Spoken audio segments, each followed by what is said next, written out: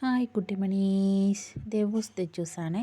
നമുക്കിന്ന് കുറച്ച് ചേന കിട്ടിയിട്ടുണ്ട്. ഇത് നമ്മുടെ വീട്ടിൽ തന്നെ ഉണ്ടായതാണേ.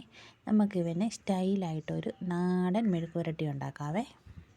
തൊലിയൊക്കെ കളഞ്ഞ് കഴുകി വൃത്തിയാക്കി ഈ പരുവത്തിലാക്കി എടുത്തിട്ടുണ്ട്.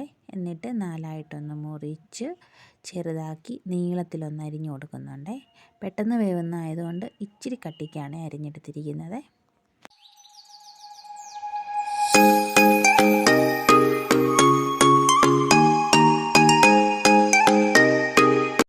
നമ്മുടെ ചേനയെല്ലാം ഇവിടെ നീളത്തിൽ അരിഞ്ഞെടുത്തിട്ടുണ്ട്. ഇനി ഇതിലേക്ക് കുറച്ച് മഞ്ഞൾപ്പൊടി, കുറച്ച് ഉപ്പ് എന്ന് ചേർത്ത് നന്നായിട്ട് ഇളക്കി വെക്കാവേ. അതിന് ശേഷം കുക്കറിൽ വെച്ച് ഒരു വിസിൽ കേൾക്കുന്നത് വരെ നമുക്കൊന്ന് വേവിച്ചെടുക്കാം. പിന്നെ ഇതിലേക്ക് വേണ്ടിയിട്ട് കുറച്ച് തേങ്ങ ചെറുതാക്കി അരിഞ്ഞ് വെച്ചിട്ടുണ്ട്. 2 സവോള നീളത്തിൽ ചെറുതായിട്ട് അരിഞ്ഞത്, പച്ചമുളക് ഒരു 6 എണ്ണം നീളത്തിലരിഞ്ഞ് വെച്ചിട്ടുണ്ട്. ആവശ്യത്തിനുള്ള ചെറിയ ഉള്ളി ചെറുതാക്കി അരിഞ്ഞ് വെച്ചിട്ടുണ്ട്. മെഴുക്ക് പുരട്ടിക്ക് ആവശ്യമായിട്ടുള്ള വെളുത്തുള്ളിയും കുരുമുളകും കൂടെ ഇതിൻ്റെ കൂടെ ചതച്ചെടുത്തിട്ടുണ്ട്.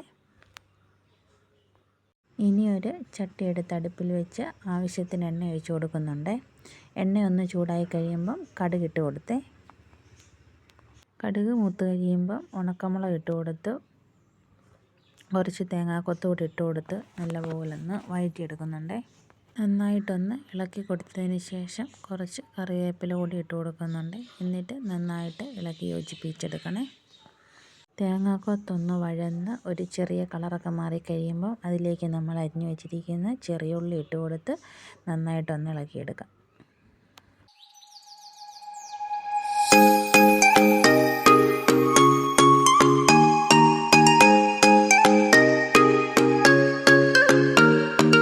അപ്പം നമ്മുടെ ഉള്ളിയെല്ലാം ഒന്ന് വഴന്നു വന്നിട്ടുണ്ട്. അതിലേക്ക് നമ്മൾ അരിഞ്ഞു വെച്ചിരിക്കുന്ന സബോളയും ശകലം ഉപ്പും പച്ചമുളകും കൂടെ ചേർത്ത് ഒന്നുകൂടെ നന്നായിട്ട് ഇളക്കി കൊടുക്കാവേ.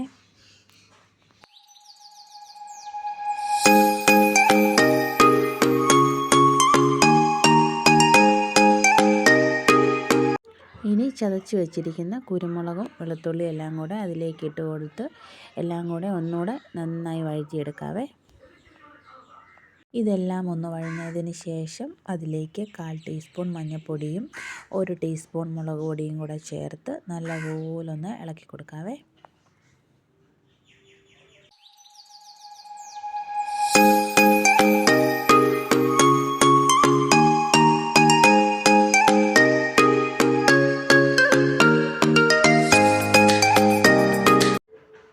നമ്മുടെ ചേന ഇവിടെ റെഡി ആയിട്ടിരിപ്പുണ്ട്, നന്നായിട്ട് വെന്തിട്ടുണ്ട്.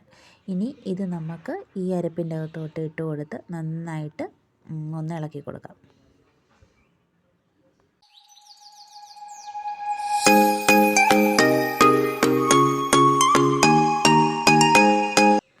അപ്പോൾ നമ്മുടെ ചേന മെഴുക്ക് പുരട്ടി ഇവിടെ റെഡി ആയിട്ടുണ്ട്. എല്ലാവരും വയോ കഴിക്കാൻ.